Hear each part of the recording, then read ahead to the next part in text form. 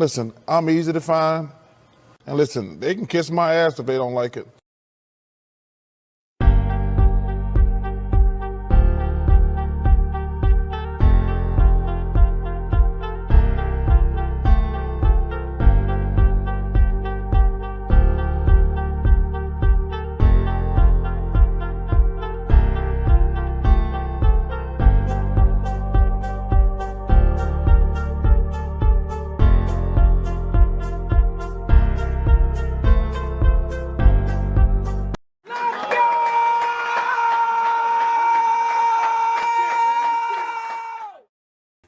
What's up, y'all? Nathan back with another video presentation. This is episode 27, Big Nate Sports Talk Podcast. As you have seen the title, this is the Dallas Mavericks versus Golden State Warriors preview. Game is tonight at 10 o'clock. Really quick, I had to check out inside the NBA. For some reason, they had this weird glitch. I don't know what happened. Like Charles Barkley was about to give his prediction, and then it just cut off. That was so weird. I don't know what that was. So I'm gonna get this video out for y'all. I'm gonna get the Washington Mystics recap of the beating of the Dallas Wings last night. That's gonna conclude season 7. Season 8 will start. I'm gonna try to get you out to season 8 tomorrow. Love that intro. Thank you. I appreciate it. Thank you. I'm trying to get it out tomorrow because a couple things. So we're going to recap. We're going to recap game by game. We're now the Eastern and Western Conference Finals. NBA mock draft this weekend. Stay tuned for that. Obviously, with the Washington Mystics, Washington Wizards. Now they have the 10th overall pick. I'll save that with the mock draft. And then also too, like I said, we're really kind of getting ready for football. There's really not much other than that. Orioles baseball. That's about it. So just stay tuned in for season 8. So tonight, Golden State versus Dallas. After 7 games, the Dallas Mavericks, they're making their, was the last time in the Western Conference Finals? It's 2011, if I remember correctly. I want to say that. Last time Golden State and Dallas met, it was the We Believe Warriors. We had Baron Davis. Oh man, that team was pretty good because that was like the upsetting, because I think Dallas had won 67 games that year. That was they lost in the first round of Golden State. That was the We Believe team.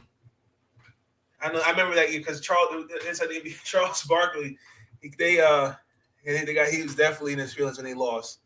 So, I mean, look, Golden State is arguably, to me, still one of the most respected teams. They just haven't looked back. I think once Clay came back, Draymond came back from their injuries respectively, and then Steph, I think those kind of hampered Golden State a little bit. But you've seen guys like Andrew Wiggins, who had a good year, Gary Payton II, Jordan Poole, like the times that Clay, your big three, Draymond and Steph and Clay, those three have stepped up. And Andrew Wiggins made the All-Star team. To me, Jordan Poole is going to be a great player in this league. Like, a lot of people were kind of like, okay, well, let's see. They got Denver in the first round, but it was a Denver team where it was just the Joker and friends. You didn't have Jamal Murray. You didn't have Michael Porter Jr. He had to work with Monte Morris, Austin Rivers, Will Barton. No disrespect to those guys, but they didn't have it wasn't a healthy Nuggets lineup. And yeah, Nikola Jokic gave it everything he had to 2-time MVP. He gave it all he had, but that small ball lineup, the Nuggets had no answer for it. To me, that was the lineup that they had against Denver: Steph, Clay, Draymond, Andrew Wiggins, and Jordan Poole didn't get really factor the same results against Memphis. I thought when John Morant went down with his injury, that was the key. That's what got them the series win. I thought when John went down, that to me was it for Golden State. Now, because let's keep it real. Can we make it? We could have made an argument if Ja didn't go down with his injury. Memphis would have, other than Memphis would probably have been the tougher for them to get over the hump. It'd been tough for them to beat, in my personal opinion. Dallas, Luka Doncic is just magic. I mean, December he didn't play. I remember he didn't play all of December. He's been with injury, and he had COVID, and Dallas was looking like a team on the outside looking in, and then all of a sudden turned it around. Dallas, and I got to give a shout out to Jason Kidd. They have their defense. Their identity is defense. You've got Finney and Smith, Reggie Bullock, Maxi Kluber, Boban, and even getting Bertans and Dinwiddie from the Wizards, Jalen Brunson. There's others than Luka. There's more playmaking and there's more shooting. That was lacking last year. And I thought it could be Porzingis, but I didn't see that. They played a Utah team that didn't make a defensive adjustments. Again, Luka didn't play the first 3 games in that series, you remember, because he was dealing with injury. But the others, Brunson, Finney and Smith, and those and others, they stepped up. And then also, too, they beat Utah. Let's keep it real, because they went at the perimeter defense of Utah. Rudy Gobert was left on the island, and I just don't think the Jazz were on the perimeter. The Jazz were not a good defensive team. And then also, too, beating Phoenix. That was that Game 7. That was a complete ass whooping. Luka came back, fired his team out, and did his match, like you said. Absolutely. I feel like this is Dallas's year. And I'm curious to see in this series, I already know that his lineup is they're going to play small, Golden State. They're both going to play small. But I have a feeling that lineup's going to be Curry, Jordan Poole, Clay, Andrew Wiggins, and Draymond. Then you got Luka, Jalen Brunson, Reggie Bullock, Finney and Smith, and Kluber. I think those are going to be the starting 5 for both teams. It's good to have Dinwiddie come off the bench. Gary Payton is maybe back. Because I do feel like without Gary Payton, that does hurt them just a little bit in the second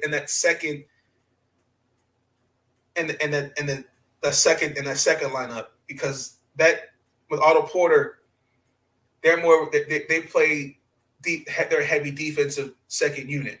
So Otto Porter, I can see him getting some minutes in there, because they're definitely going to disrupt. They got to get the ball out. As soon as he comes up half court, make Luka be a passer. I'm let those other guys beat me. That's what Golden State has to do. And then looking at Dallas, they're just going to have to be physical with Golden State, in my opinion. And that's what they're going to have to do. I'm looking at the small ball lineup. They outscored Phoenix by 27 points. That is his most trusted unit, with Luka, Jalen Brunson, Reggie Bullock, Finney Smith, and Kluber. That's a small ball of that thing he's going to have out there. So I'm curious to see who's going to be guarding Luka. Probably they'll put Andrew Wiggins on him. I could see that. And then again, with Gary Payton not there, probably ask Klay Thompson to step up in there. I could see that. You probably see Andre Iguodala. I know he dealt with a neck injury. You might see, I could see Draymond Green. That's going to be cool. So who's going to be guarding Luka? That's the key. And then number two, on Dallas' side, say they were Steph Curry. Just like I saw what Miami did to Jason Tatum, where they hound Miami's defense hounded Jason Tatum. I'm expecting Dallas to do that with Steph Curry. But I think what Mikal Bridges did the best he could to defend Luka. Let's see what Andrew Wiggins can do, because I feel like Andrew Wiggins is going to be a lot. It's going to be on. It's going to be on Luka, in my opinion. So it comes down to defense, Luka versus Steph, and the bench. Those are my three takeaways for this series: is bench productivity, Luka versus Steph, and defense. Whose defense is going to cave in first? But I'm gonna say Dallas wins tonight. I believe this is going to be a 7-game series. Guaranteed. I think the Dallas Mavericks are going to come out. They're going to take game one. I'm going to say the final score, I'm looking along the lines of 108-99.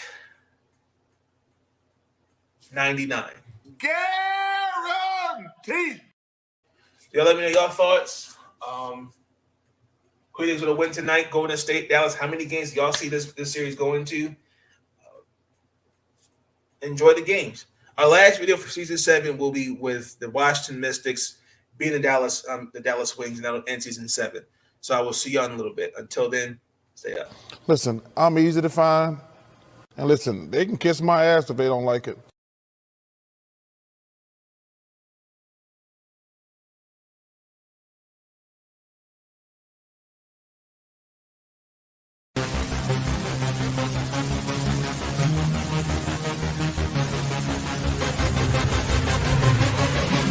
Yeah.